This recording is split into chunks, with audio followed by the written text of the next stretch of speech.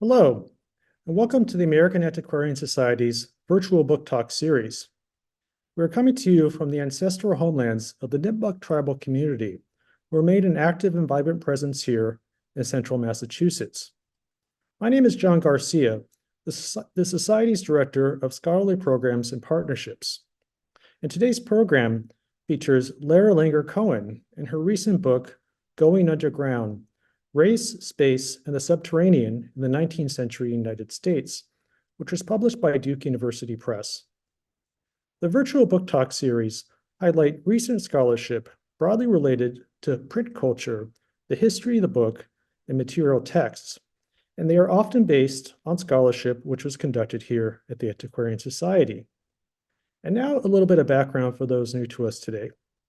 The American Antiquarian Society is both a research library and a learned society located in Worcester, Massachusetts, and it was founded in 1812 by the printer Isaiah Thomas. Our goal is to cultivate a deeper understanding of the American past, grounded in our ever-growing collection of primary sources, which include rare books, manuscripts, newspapers, the graphic arts, and more, produced before 1900 in what is now the United States, portions of Canada, and the Caribbean. The Society fosters an inclusive community of inquiry through public programs and generous support for scholarship. We welcome researchers from around the country and from around the world to use our collections, both physical and digital, to help them with their projects. To learn more about us, please see our website, americanantiquarian.org. I'm joined today behind the scenes by my colleague Stephanie Corrigan, and throughout the program, Stephanie will post relevant information into the chat, including instructions on how to use the Q&A function later in the program. And Stephanie will also give you some information for those wishing to purchase copies of Lara Cohen's book. We thank you for joining us today, and as a reminder, today's program is being recorded, and it will be available soon on the AAS YouTube channel. As a nonprofit organization, we welcome any support you can lend to help advance our mission. And now it's my pleasure to introduce today's speaker. Lara Langer Cohen is Associate Professor of English at Swarthmore College. She's the author of The Fabrication of American Literature, Fraudulence and Antebellum Print Culture, which was published by the University of Pennsylvania Press in 2012. She also co-edited with Jordan Alexander Stein, Early African-American Print Culture, also published by Penn in that same year. Her essays have been published in numerous venues, and recent articles have included topics such as the literature of Mammoth Cave, the role of music in Solomon Northrop's 12 Years a Slave, 19th-century morning poetry, and summer jams. She's also been involved with a number of projects at AAS over the course of her career. She was a Stephen Botine Fellow in 2008 for research that led to Going Underground. And after that, she held the 2011 AAS National Endowment for the Humanities Fellowship while she was completing The Fabrication of American Literature.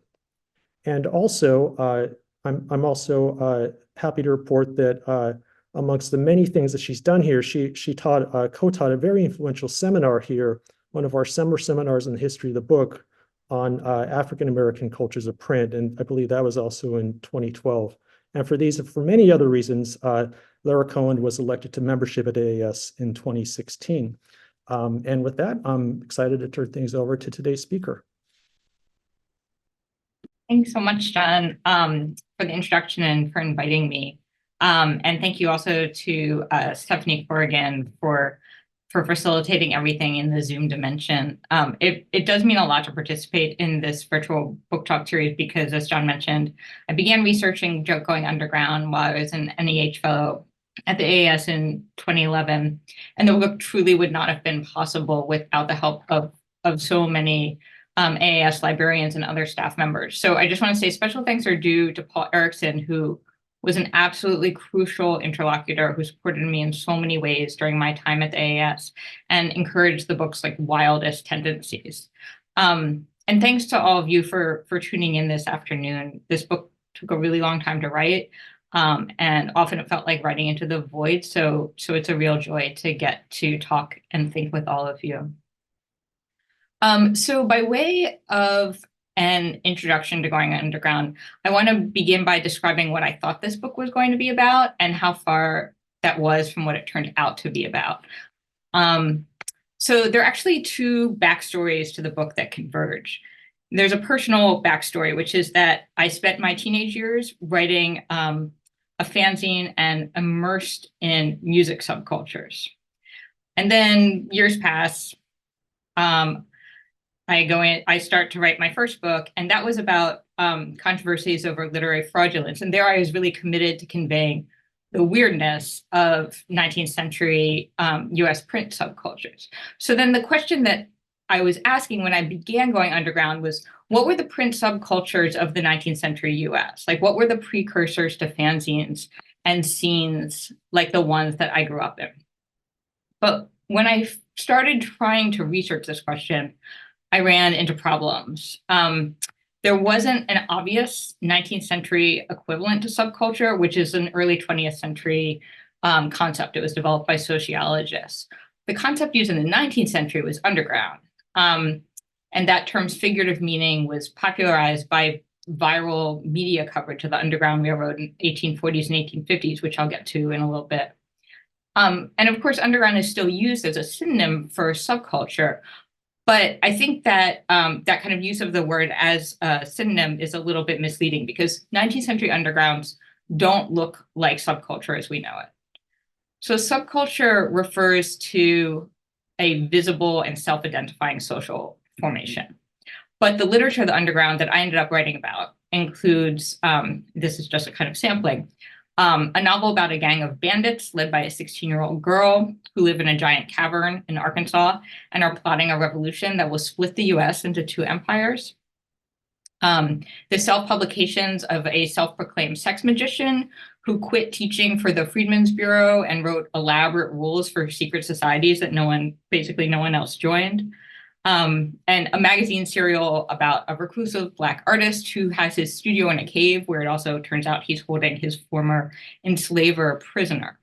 So texts like these helped crystallize for me three differences between subculture and 19th century ideas of the underground that turned out to be key for the book. So one, the idea of subculture enters culture kind of top down as a subject of academic study, as I mentioned, but underground enters bottom up through popular print culture.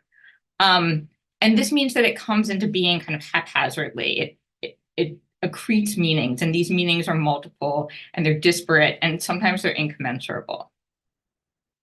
Two, subculture from the beginning constitutes an attempt to categorize and to define.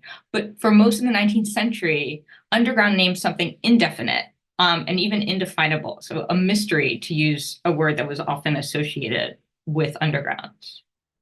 And three, finally, subculture tends to have an oppositional relation to dominant culture, but the underground exceeds that relation. Undergrounds are below the surface, but they're not bound to it, either through determination or rejection. They might be sites of refusal or respite or preparation or disregard or just unguessed amplitude.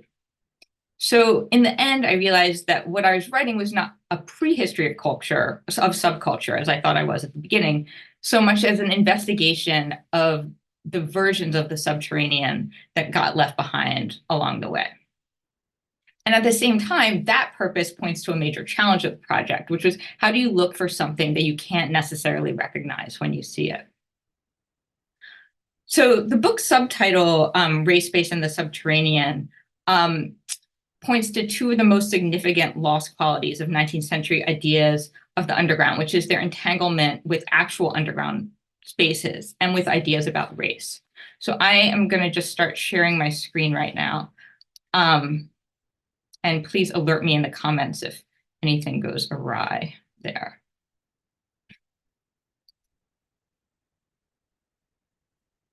Okay. So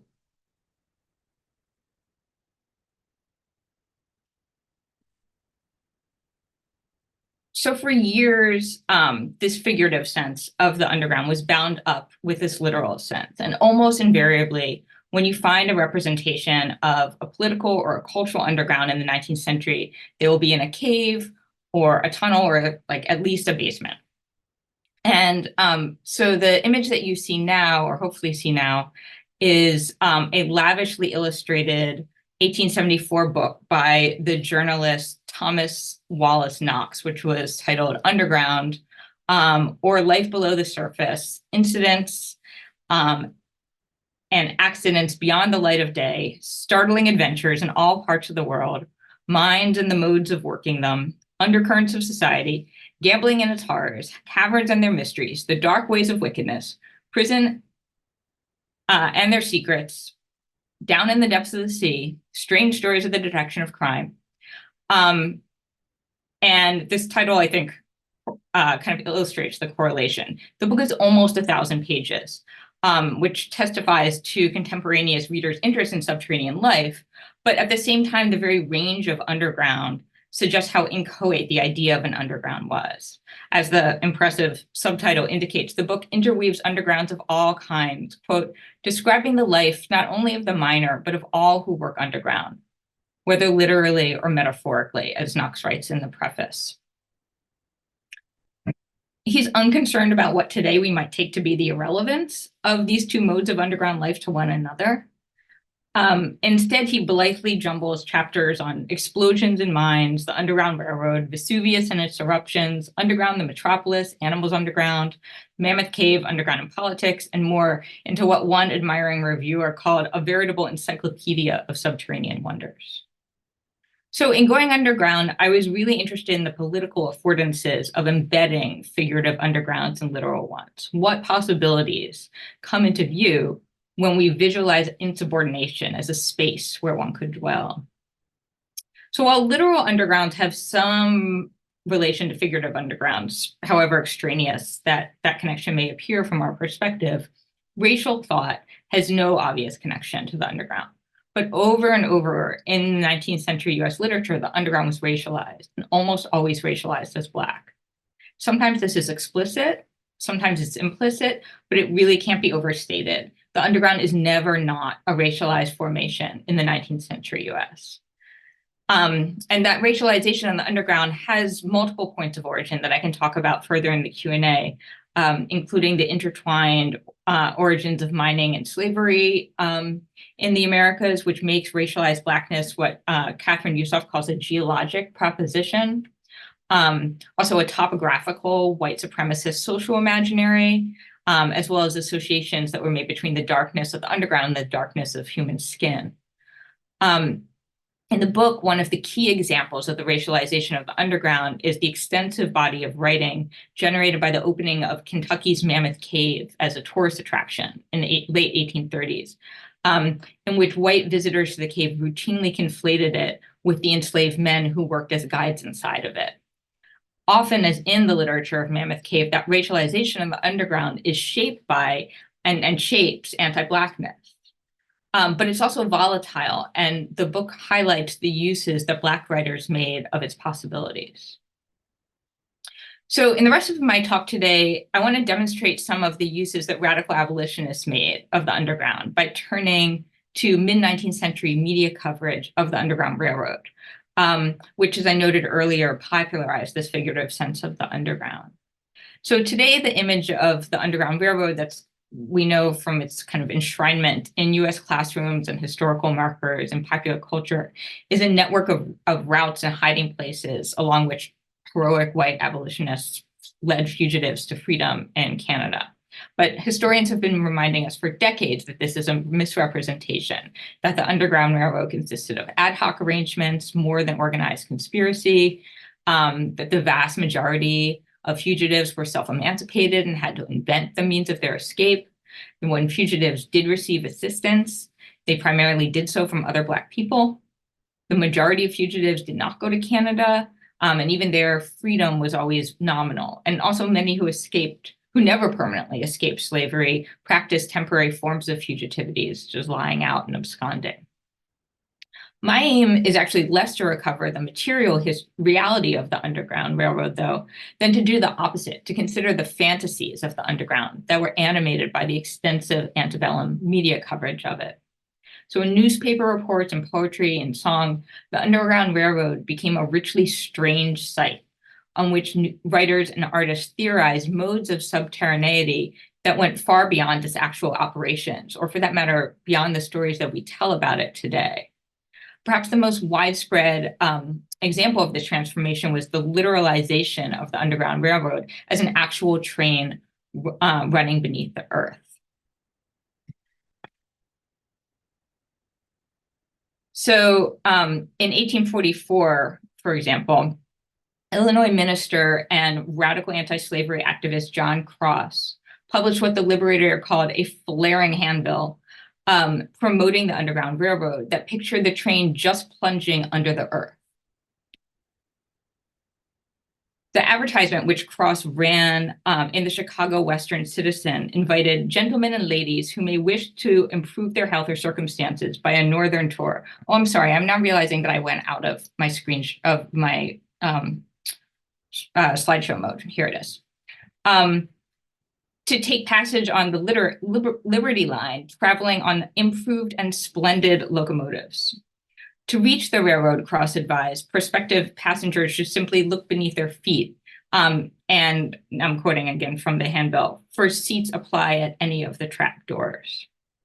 So late 19th century historians took up this railroad imagery, and most influentially, Wilbur H. Siebert, who created a set of detailed maps that claimed to show the routes and the stations of the Underground Railroad system for his sweeping 1898 study, The Underground Railroad from Slavery to Freedom. And it continues to figure prominently in stories of the Underground Railroad that we tell today.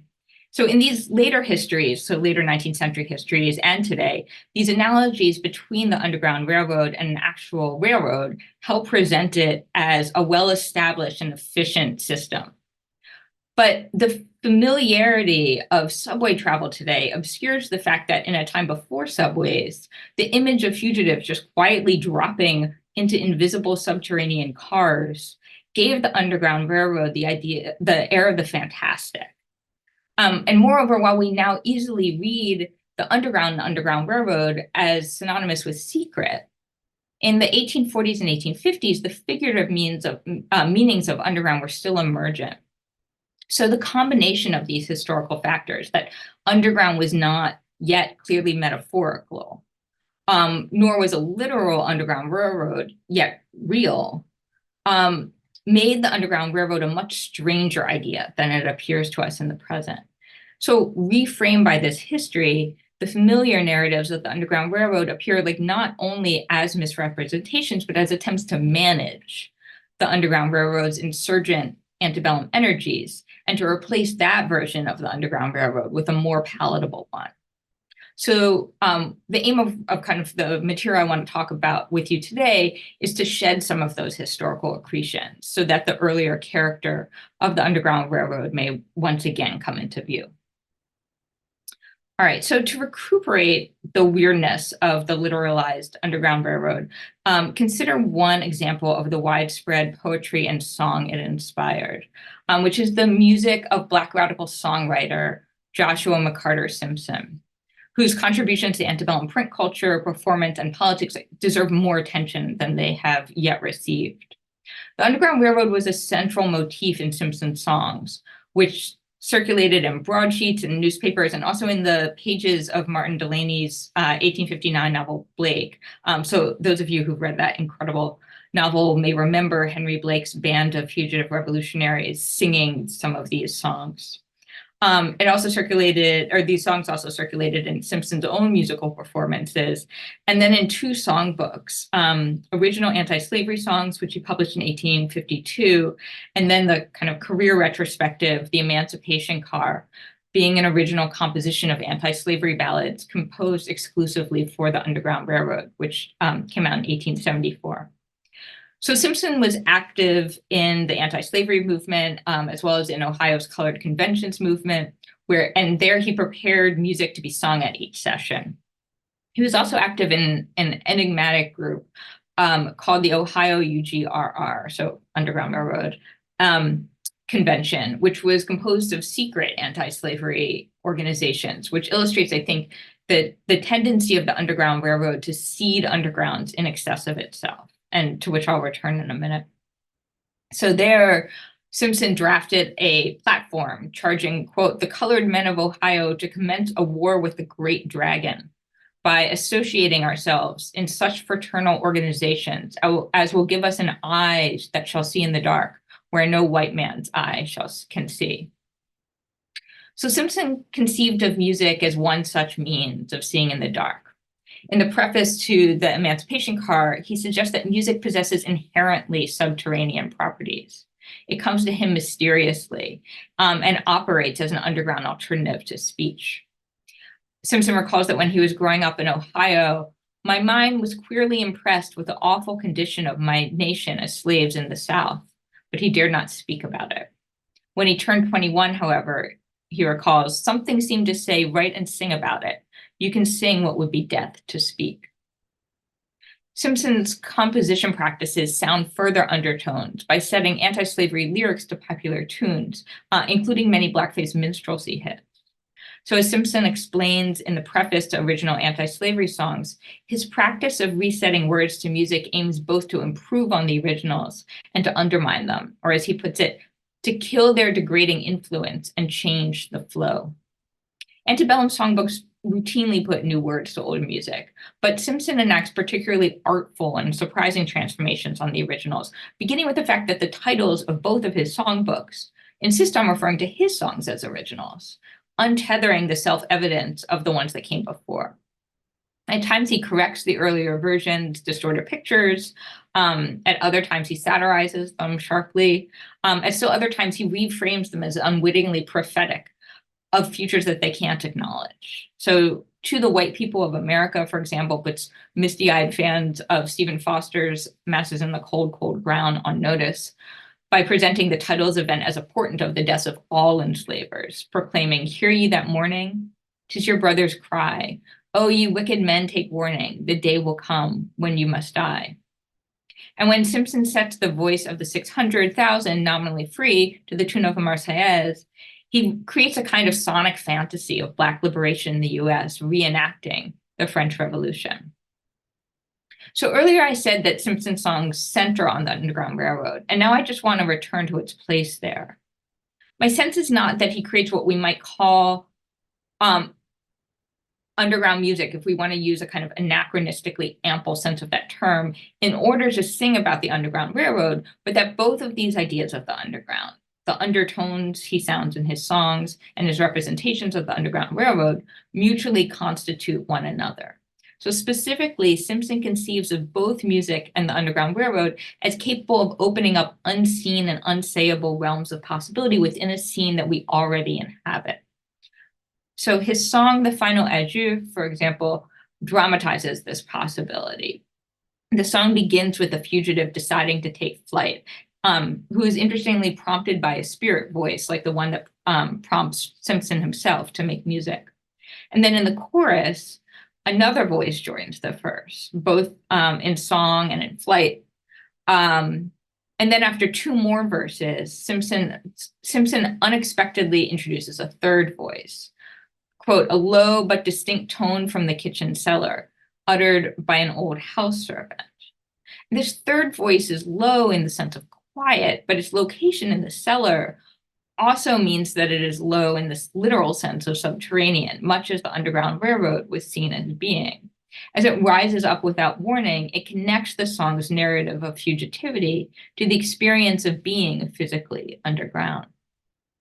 So as the voice from the cellar in The Final Adieu suggests, the popular literalization of the Underground Railroad is key to Simpson's depictions of it.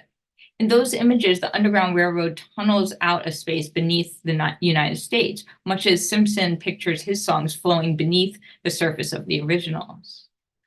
Simpson returns to the image of the Underground Railroad as an actual train repeatedly in his work. So his song, The Underground Railroad, for instance, begins with a question, don't you hear the steam cars?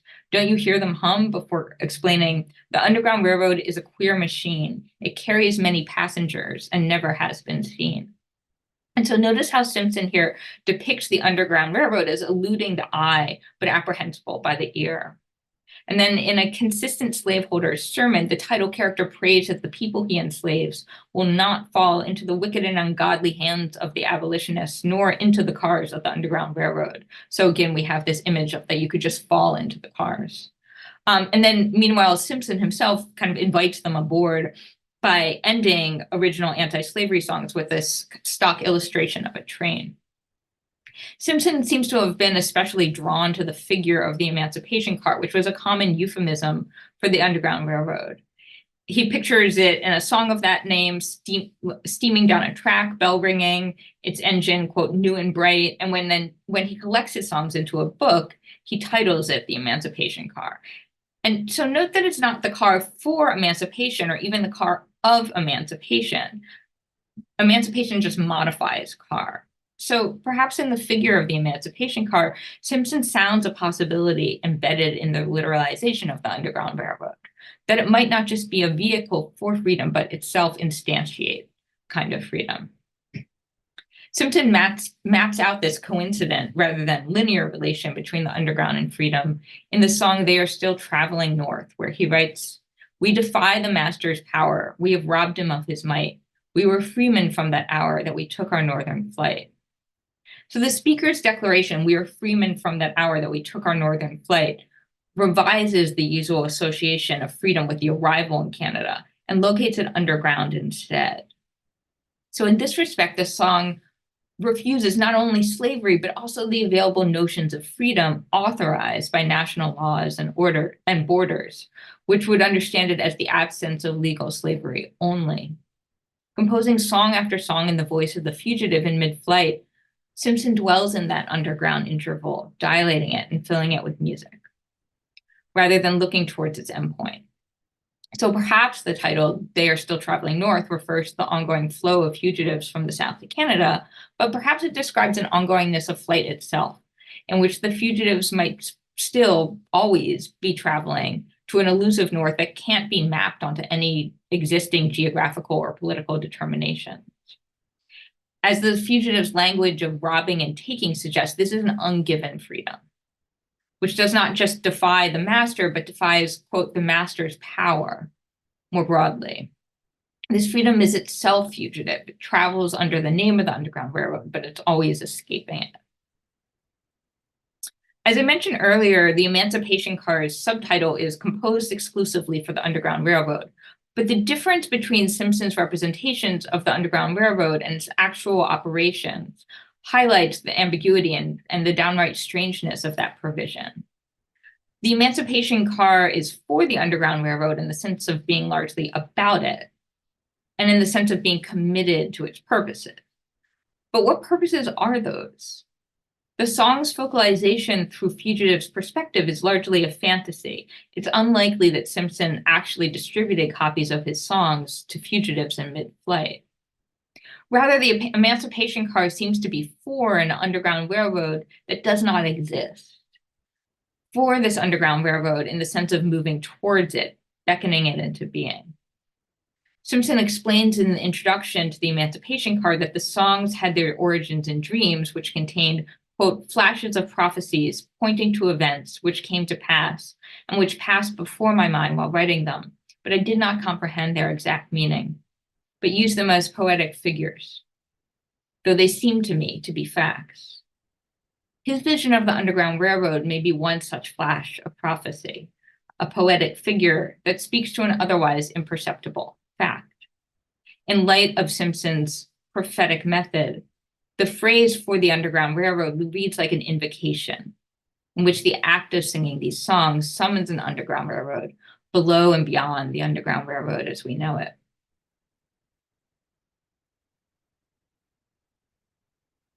So I've been arguing that the fantastical imagery of the Underground Railroad animated ideas of Black freedom untethered to its material reality.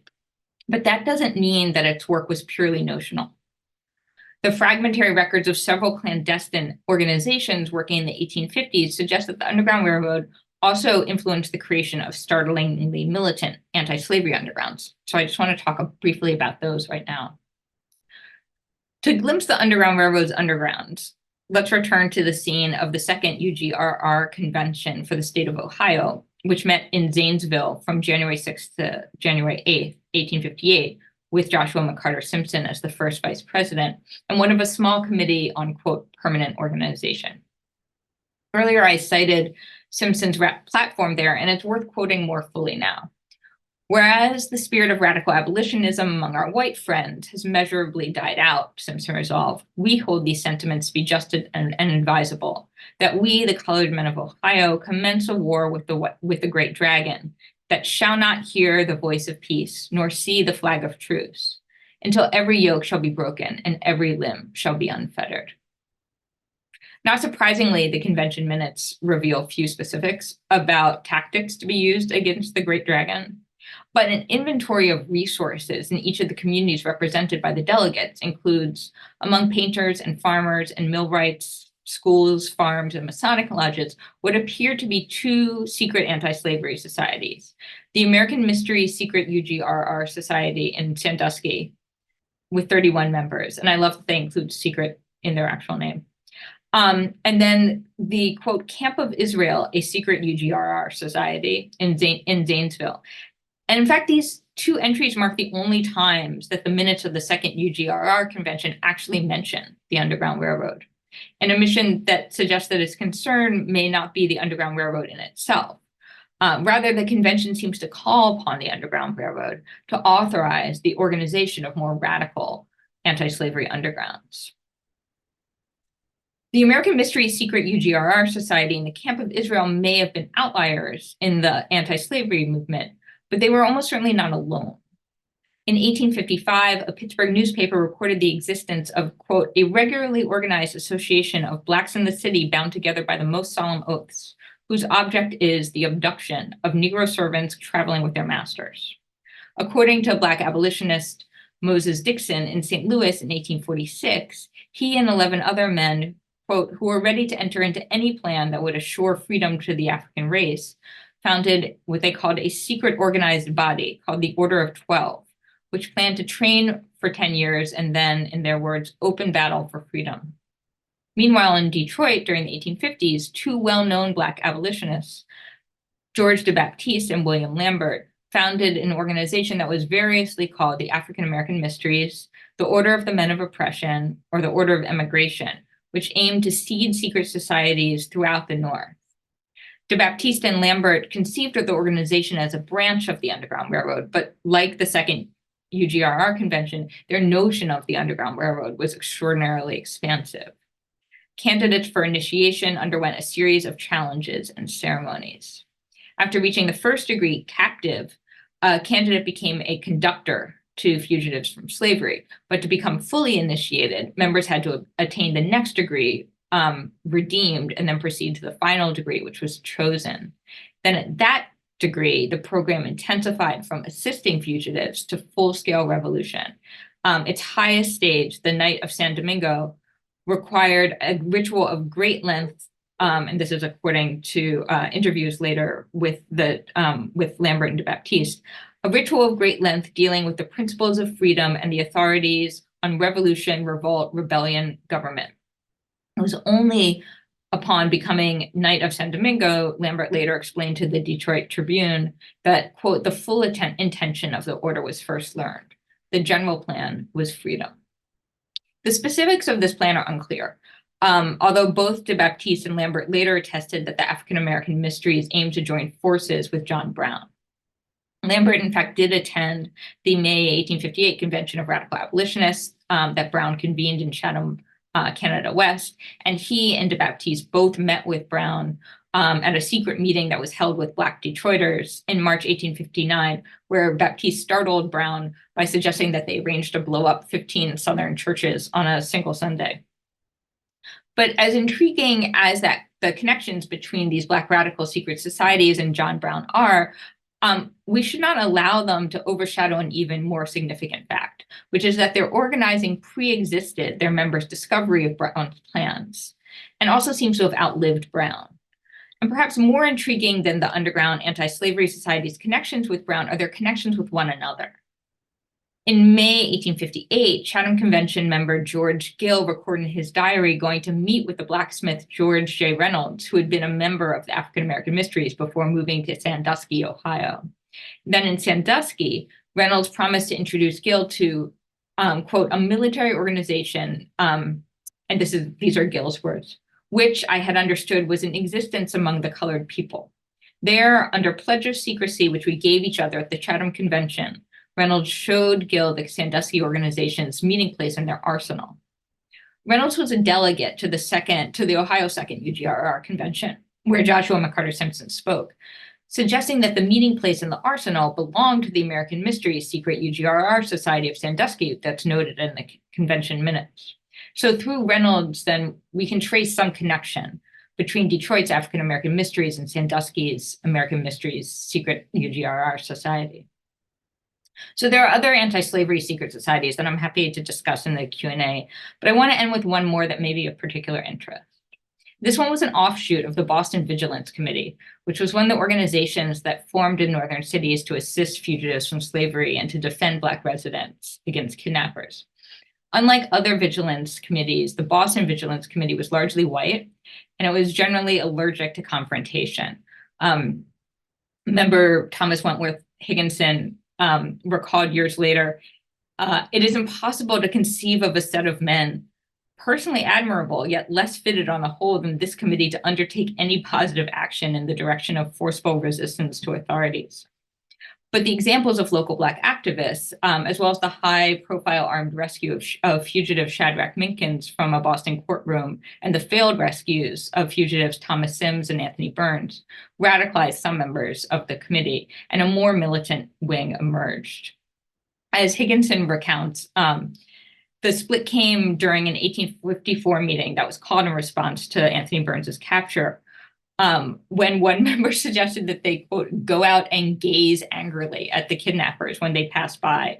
And then Higginson notes, as if Southern slave catchers were to be combated by such weapons. And his frustration, like decades later, is like palpable in his memoirs. But the departure of the angry gazers left those who were, in Higginson's words, willing to act personably in forceful resistance in like-minded company. So while one offshoot of the Boston Vigilance Committee, the Anti-Manhunting League, devised a plan to kidnap kidnappers in their own hotel rooms, the Boston Vigilance Committee's doorkeeper, who is named Austin Bierce, joined forces with local Black workers to take the fight to sea. So with funding from several other Vigilance Committee members, Bierce purchased a yacht that he hired, quote, for pleasure parties or fishing excursions in the harbor, complete with optional catering services, according to the advertisement he took out in the June 18th, 1852 Liberator. So the well-known and popular caterer in question was Joshua Bowen Smith, who was one of the Vigilance Committee's few Black members. 2 years earlier, in a meeting of Black Bostonians held just after the passage of the Fugitive Slave Law, Smith had, quote, advised every fugitive to arm himself with a revolver, if he could not buy one otherwise, to sell his coat for that purpose, and make a demonstration. And then there at the meeting, he, quote, made a demonstration of one mode of defense by showing how to stab your antagonist with a knife. So on the boat with Bierce, Smith put his plans for armed confrontation into action. The boats used for pleasure parties was a cover story for its real purpose. So when Black longshoremen in the harbor heard that a ship carrying an enslaved person had entered the harbor, they would alert Bierce, who would sail alongside in the boat and pirate style demand that the crew relinquish the captive. So at times, Smith and others joined Bierce in the raid, but when working alone, Bierce would attach coats and hats to the side of the boat to make it look like he had other people on board. And then once the party reached land again, a carriage would meet them and carry the liberated person to a series of safe houses, and then on to Canada. So the members of this maritime underground named their renegade yacht after a novel that had appeared the previous year to little acclaim. They named it the Moby Dick. And this is a picture of the Moby Dick in the harbor. So we might understand Bierce and his associates' decision to name the boat after Melville's novel as speaking in its own kind of underground register. The parallel it draws between the yacht Moby Dick and the whale Moby Dick hints that despite the Moby Dick's reputation as a pleasure boat, it is a fearsome adversary. It also points beyond the vigilante actions the crew takes to a violence that precedes and far exceeds them. For as Starbuck vainly tells Ahab, Moby Dick seeks thee not. It is thou that madly seekest him. And in the early years of the fugitive slave law, it presages an ending in which the hunted brings down the hunter, destroying him from underneath. Sorry, that's spoiler alert for Moby Dick. Perhaps, too, Bierce and his associates identified the yacht Moby Dick with the novel itself, recognizing an underground kinship of sorts with a book that is introduced by the sub-librarian and narrated by a former stonemason and also a great digger of ditches, canals and wells, wine vaults, cellars, and cisterns of all sorts. They may even have seen in Moby Dick the radical critiques of slavery and racism towards which the text itself periodically reaches, without ever quite realizing. Perhaps these attenuated critiques called to Bierce and his crew, who gave them a material form and a political project in their own sub variation on the Underground Railroad. Thank you.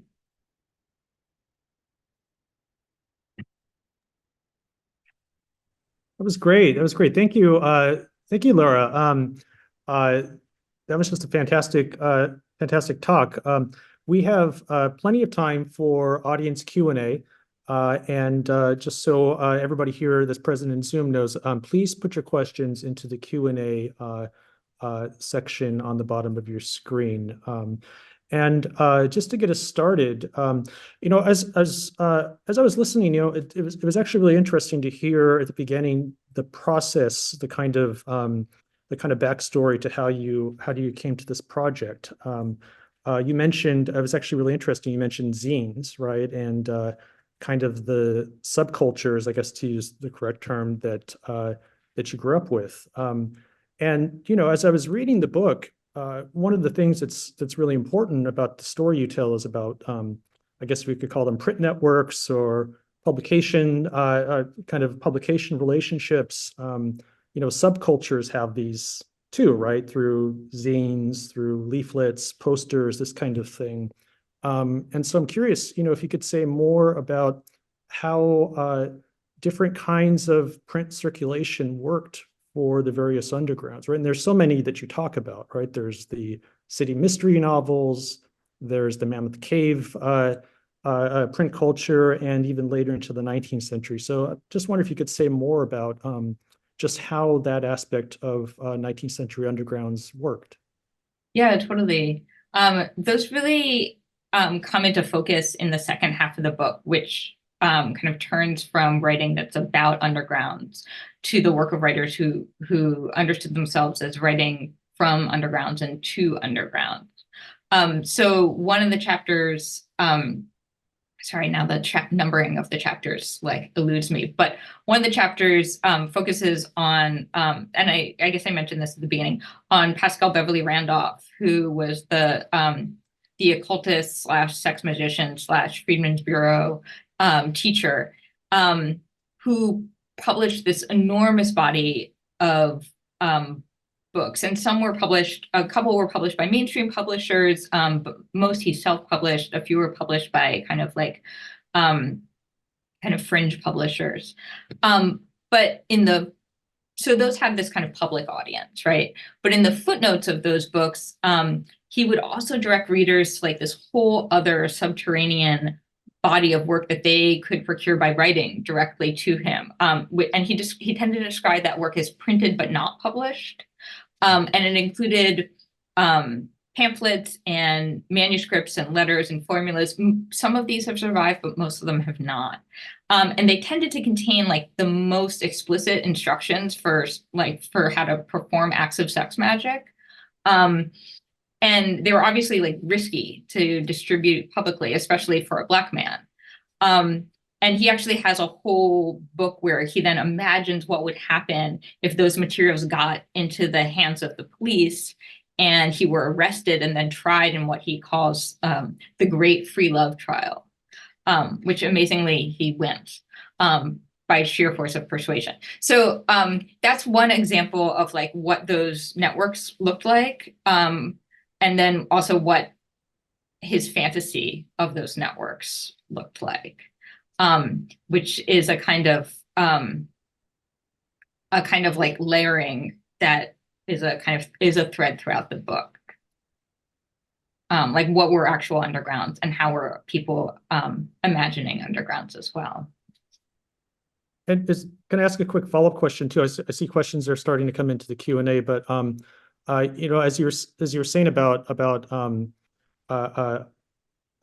Randolph, did you find maybe that, I guess because you're interested in underground movements, right, which kind of, in many cases don't want to be noticed, did you feel like there was an archival problem to this as well? Like, in other words, did you have difficulty finding things, or were there things that you wish you would have found about any of the various topics in the chapters? Yeah, totally. This was like a ridiculous paradox that was built into the book from the beginning, which is that, like, of course, like what defines the underground is that it's hard to find. And I mean, there's also a kind of like ethical component, right? Like, where like I have misgivings even about bringing some of that to the surface, which seems to be inimical to its own purposes. And so I described the kind of like method of it in the book as its own kind of burrowing, because I ended up looking for undergrounds. Like at first I was like, oh great, I'll just like, I'll come to the library, I'll be like, here, what are your books about undergrounds? And then they'll just come pouring in, right? But undergrounds turned out to be like rarely keywords, of any kind in the texts that were most important to me. They're not usually at the center of texts. They tend to appear kind of obliquely. So like in the settings, around the edges, in references, in brief episodes, like in footnotes, like in Randolph. And then of course, I'm also interested in the footnote itself as a kind of like compositional underground. And so I was also interested in the fact that, like, even if you could find it, it doesn't necessarily look like what you might be looking for. Just because our understanding of the underground, I mean, then this was like kind of the premise of the book, is like at variance with 19th century ideas of the underground. So I was especially drawn to moments when multiple versions of underground appear in a single text that like unexpectedly concatenates them, or just like gathers them together. And that's part of the reason why I was so taken by all of these like depictions in the city mysteries, for example, of what we would now easily call cultural undergrounds that were always like physically underground, that there are these overlapping registers of the underground in a single text. And those are the moments where I think on the one hand, you can see the concept of the underground start to crystallize, but also where you can see the variousness of it and the kind of multidimensionality that it's since lost. Great. Thank you. Wayne Kelly, who is one of our long-term NEH fellows this year, says, Lara, thank you for your lovely talk. And she has a question here about William Still's Underground Railroad, right? The book, The Underground Railroad. And so Wynne asked, did he participate in the same, quote, weird resonances that earlier vigilante efforts did? So she has seen his book as creating Black heroes, not renegades, as writing a more conventional kind of history. No? Question mark. Yeah, and so if I remember correctly, the editions of at least there are three, right, editions of his Underground Railroad book, and I was initially going to make that part of this chapter, and then I didn't, and maybe it's because of for the reasons that Wynne mentioned, but my memory of it is that they're somewhat different from one another, and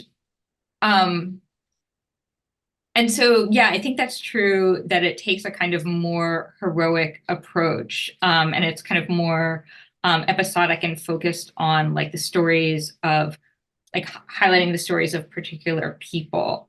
On the other hand, I mean, there is something about that book size and it's just like vast heterogeneity that I think like um, it resists the incorporation into a single story in which one would typically see kind of like a hero being elevated. So I think it does and it doesn't share some of these resonances of the earlier generation of writing about the Underground Railroad. We have here another question here from John Locicero. He says, are the exploits of individual escapee slaves who improvised ingenious hiding places considered to be separate from the organized underground through their actions contributed to this imaginary? Did they contribute to this imaginary? Yeah, I mean, I don't know. That's an interesting question because I guess it depends like for whom. I think on the one hand, I mean, I'm interested in the kind of collective dimensions of the underground. On the other hand, um, I think that those stories do contribute in part just through their kind of like proliferation. Um, Many of those early kind of like media reports about the Underground Railroad were in these kind of more specific anecdotes about particular people just disappearing.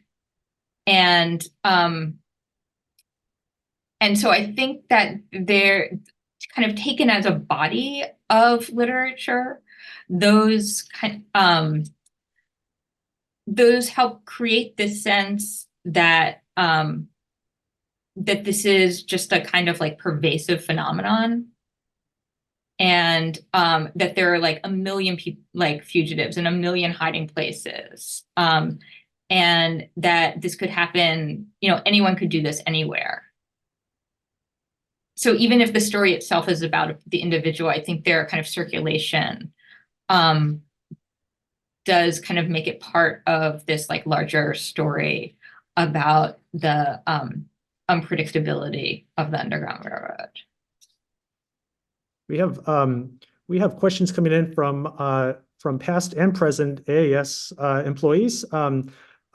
Here's a quick one from our curator of manuscripts, Ashley Cataldo. She says, "Hey Laura, hi Laura, can you talk about undergrounds in the West?" That's actually a really interesting question. Are undergrounds of the West different than those in the South, especially in terms of racialized spaces? Oh, that's a super interesting question. And I wish I knew the answer. I wish I knew more, like had a better answer to that. Um, the, you know, the undergrounds in the West that I've encountered have tended to be like, I think more fantasies about the West than actually kind of deriving from the West itself. Um,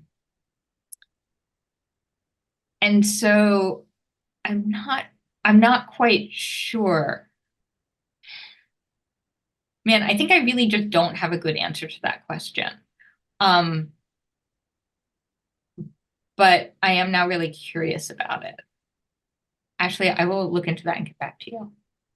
But thank you. That's something I really hadn't thought about. And she says, thank you in the chat for that. I mean, it's really interesting, right? It makes us realize that, you know, are there different, does the concept of the underground spread and work differently in different geographical spaces, right? Is there a different kind of underground in the South? And even for that matter, what about Latin America, right? Other parts of the Western Hemisphere, but Yeah, I was very, just gonna, oh, sorry. go ahead. No, please go ahead. I mean, I do think that there's a sense of like, um, certain places as being kind of like more permeable than others.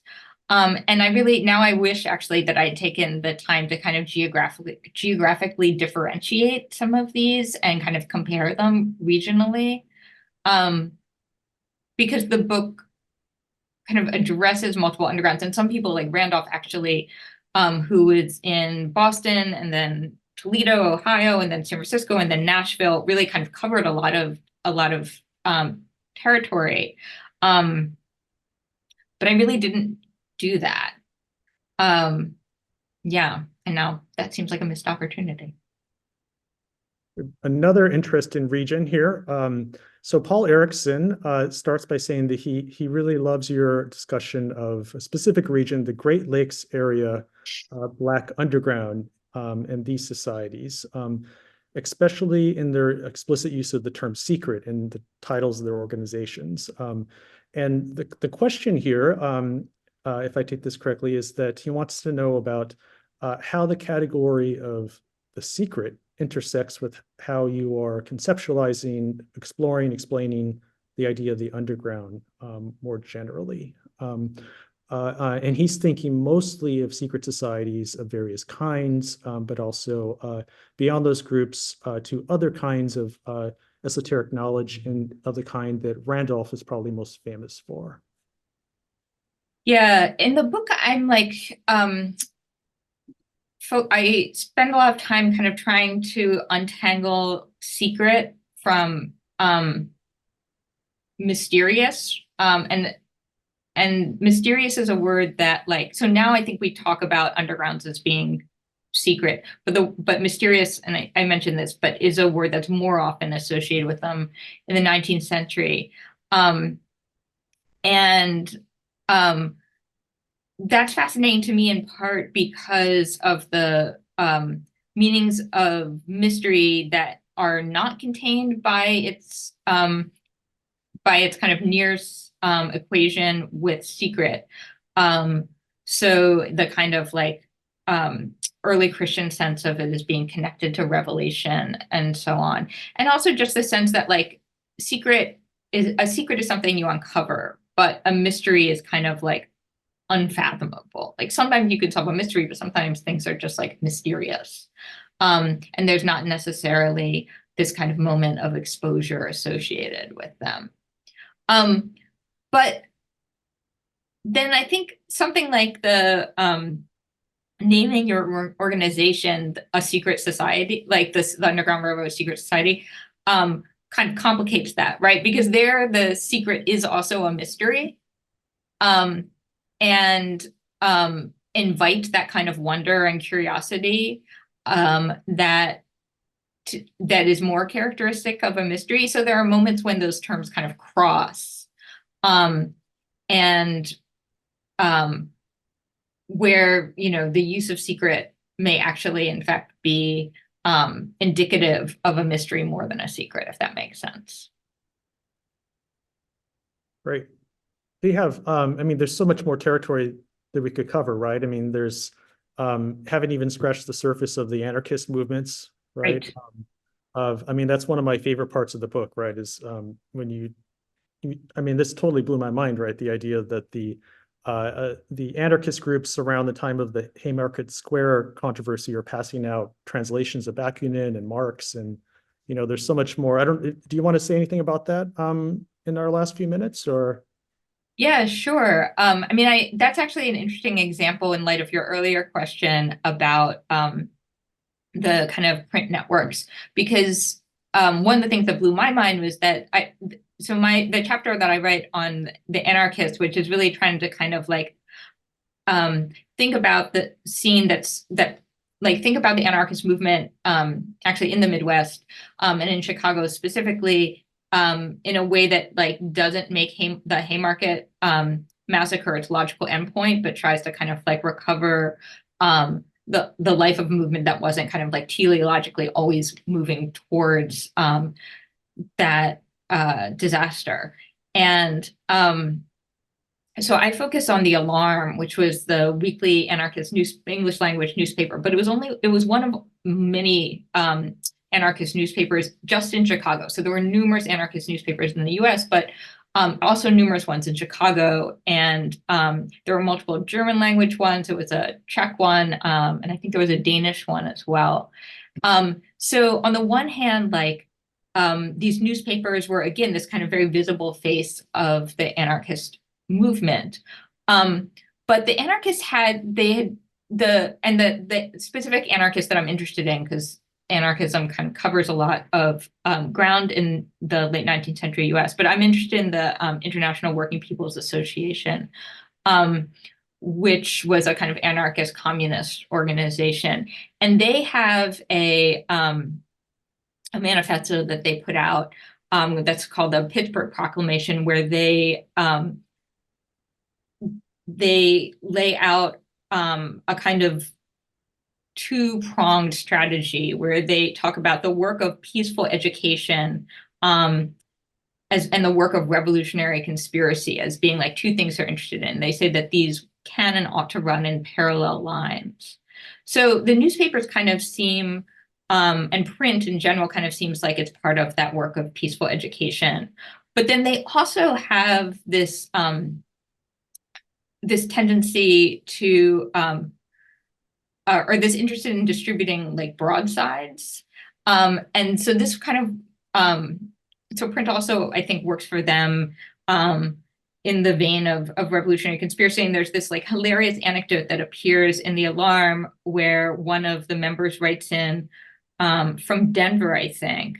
And he talks about, oh no, actually from Missouri, sorry, from Joplin, Missouri. And he talks about, so the one of the pamphlets that they were most, that they distributed most widely was Lucy Parsons' A Word to Tramps, and where she advocates that every kind of worker should think of themselves as like basically always already a tramp or about to be a tramp, and that they should like, and they should avail themselves of dynamite. And so people would order stacks. The Alarm would sell these in like packets, basically.